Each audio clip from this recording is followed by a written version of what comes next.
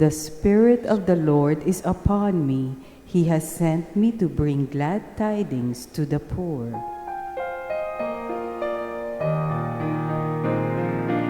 Alleluia, alleluia, alleluia, alleluia.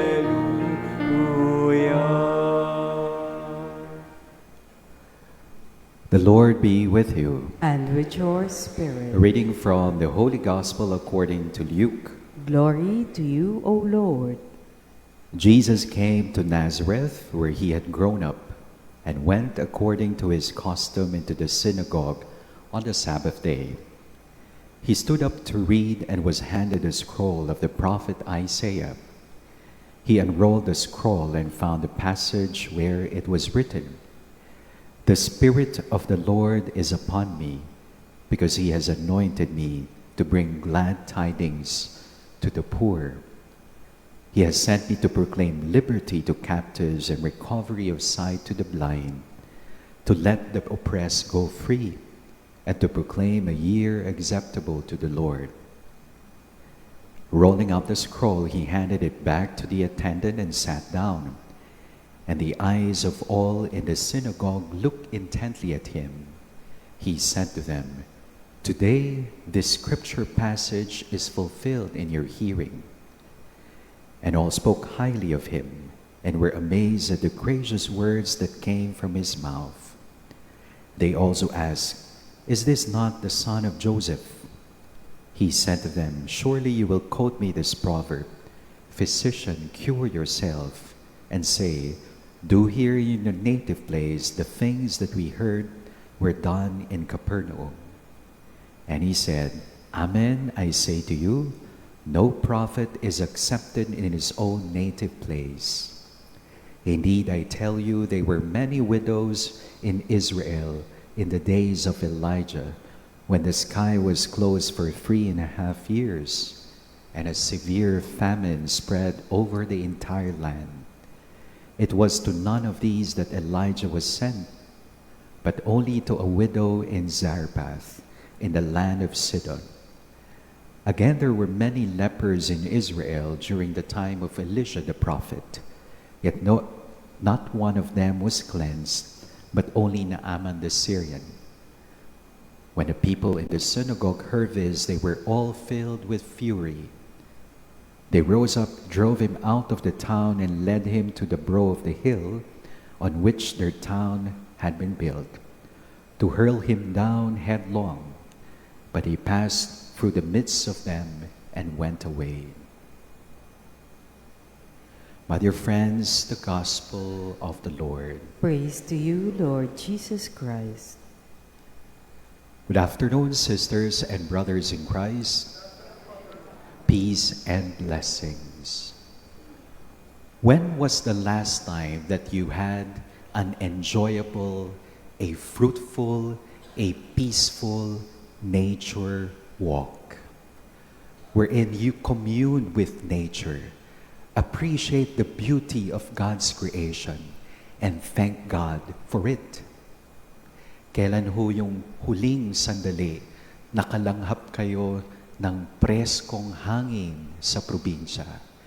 Pinagmasdan nyo ang mga bituin sa langit. Pinakinggan ninyo ang dagat, karagatan, sa alon nito. When was that time? Meron ho tayong kasabihan, the best things in life are free. The best things in life are free. Pero ngayon po, hindi ho lahat ay libre. Yung sinasabi nating libre, may presyo na. Tubig, hangin, pagkain, diba? Tubig, diba? Meron pong sparkling water, still water, flavored water, distilled water. Kung gusto mo ng sariwang hangin, bumili ka ng air purifier. Kung gusto mo ng healthy food, organic, farm to table. Hindi na ho the best things in life are free. Hindi ba? My dear friends in Christ, today we celebrate the World Day of Prayer and Praise for God's creation. Ito po ay itinalaga ni Pope Francis alinsunod sa kanyang encyclical letter Laudato Si. Pinapaalala po ni Pope Francis that nature creation is God's gift.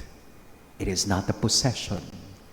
We are called to be responsible stewards of creation, not exploiters of creation.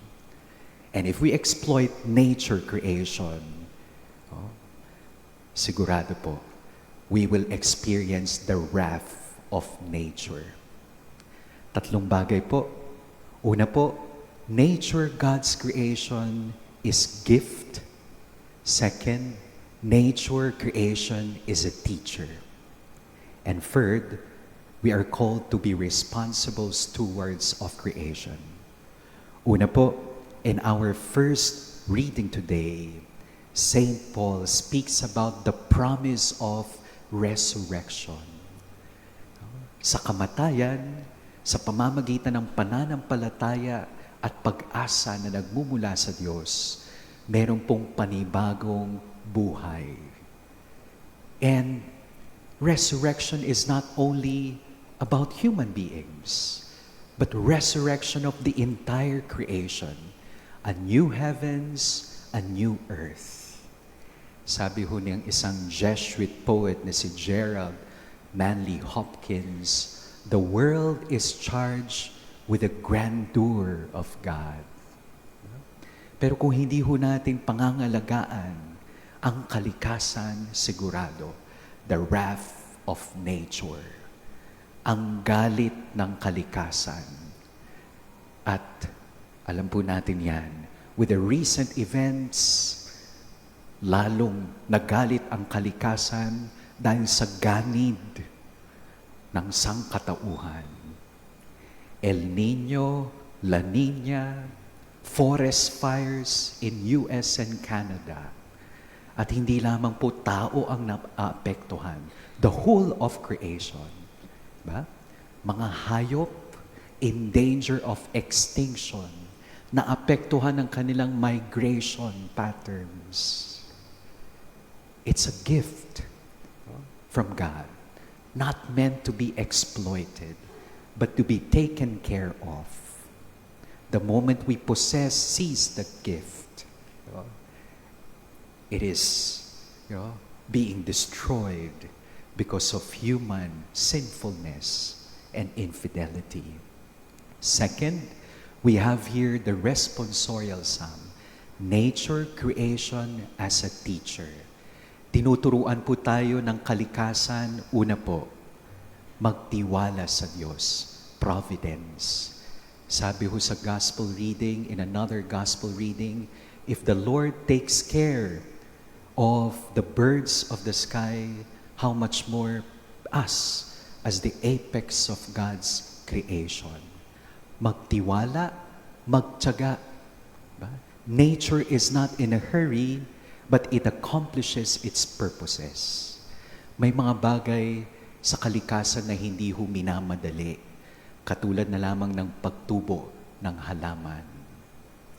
And finally, sa ating ebanghelyo ngayon, we are called to be responsible stewards of creation. Sabi po ni Jesus sa kanyang ebanghelyo, the Spirit of the Lord is upon me to bring glad tidings to the poor. The poor are integral to God's proclamation, to God's kingdom. At sila po ang unang naapektuhan kung pinagsasamantalahan natin ang kalikasan. Care for creation is care for God's poor. My dear friends in Christ, nawa maging saksi tayo ng pag-asa, pangangalaga, at paninindigan para sa ating kalikasan. Hindi para lamang po sa atin ngayon, kundi para sa kinabukasan, the future generations. Amen.